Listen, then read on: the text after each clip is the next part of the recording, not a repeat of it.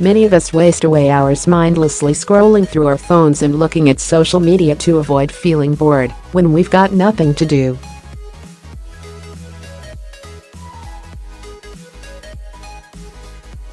Paradoxically, our obsession with our phones is making us more bored and dissatisfied with our free time, a top psychologist has said.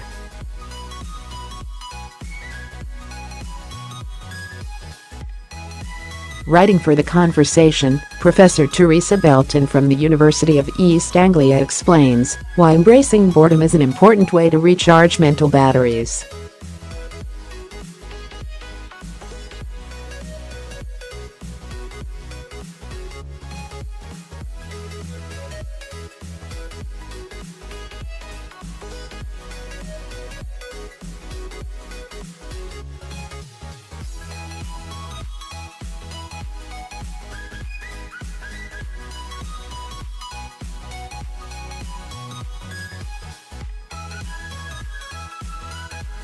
Being trapped in a tedious job, with no possibility of escape, is a recipe for real boredom.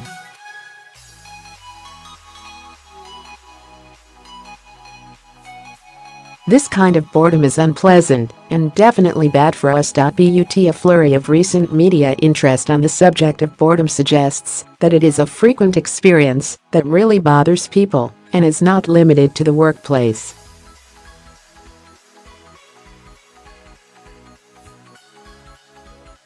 This must tell us something about contemporary life. One of the defining features of today's culture is the near ubiquity of mobile digital technology, and smartphones in particular.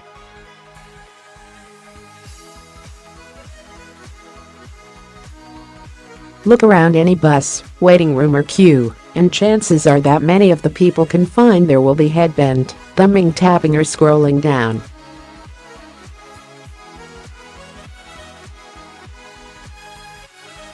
Even at home, phones and their menus are never far from reach. To be able to be transported to any time or place, real or virtual, to access unlimited information and entertainment, or to carry out unfettered communication, is an extraordinary possibility with untold positive potential.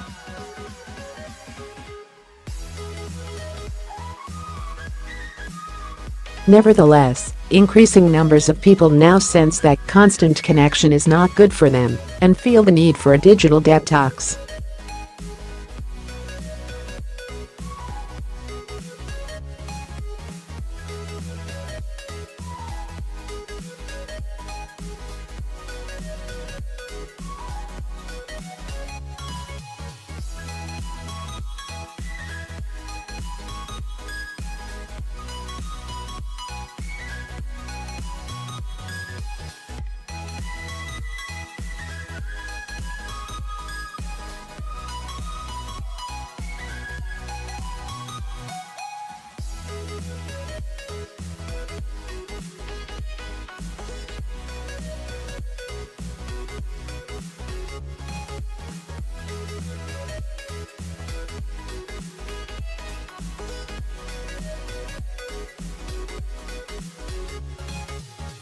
Consequently, digital surfing can be psychologically as well as physically superficial.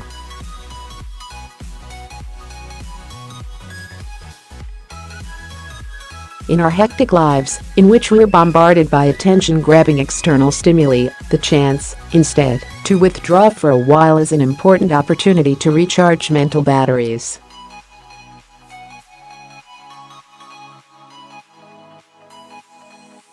Nothing to do moments, when there seems to be nothing to do, are times when we can turn inwards to re-establish our relationship with ourselves and cultivate an inner life.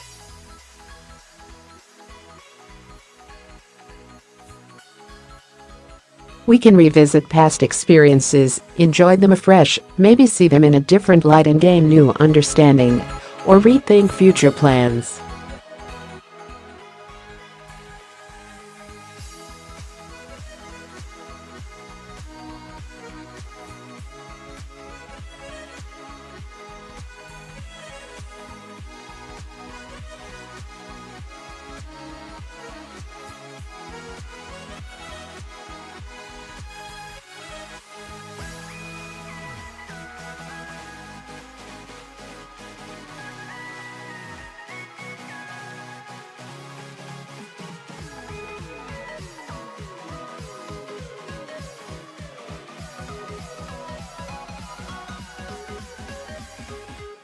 If so, these suggestions might help. Try to see the challenge of learning to be still as a form of adventurous living, to look forward to having downtime or quiet time, rather than fearing boredom. Or to borrow from clowning tradition, the practice of staying with the problem, that is, actively engaging with a problematic situation until a novel solution suggests itself.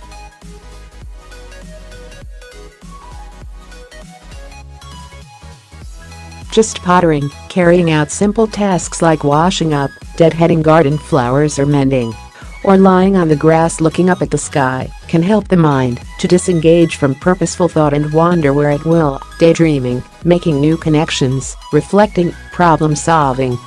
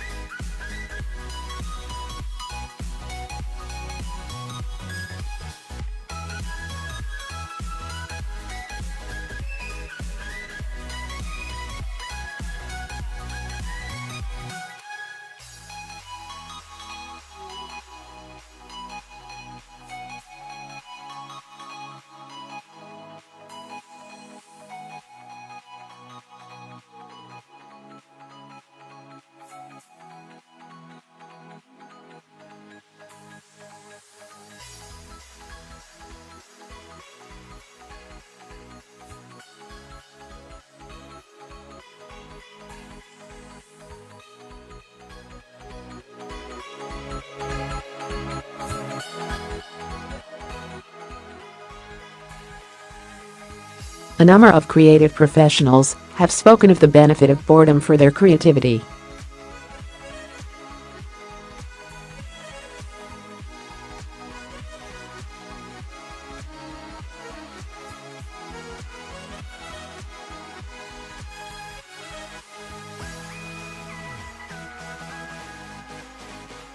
Millionaire businessman Felix Dennis, meanwhile, finding himself grounded in a hospital bed and bored silly without his phone, looked around for something else to do.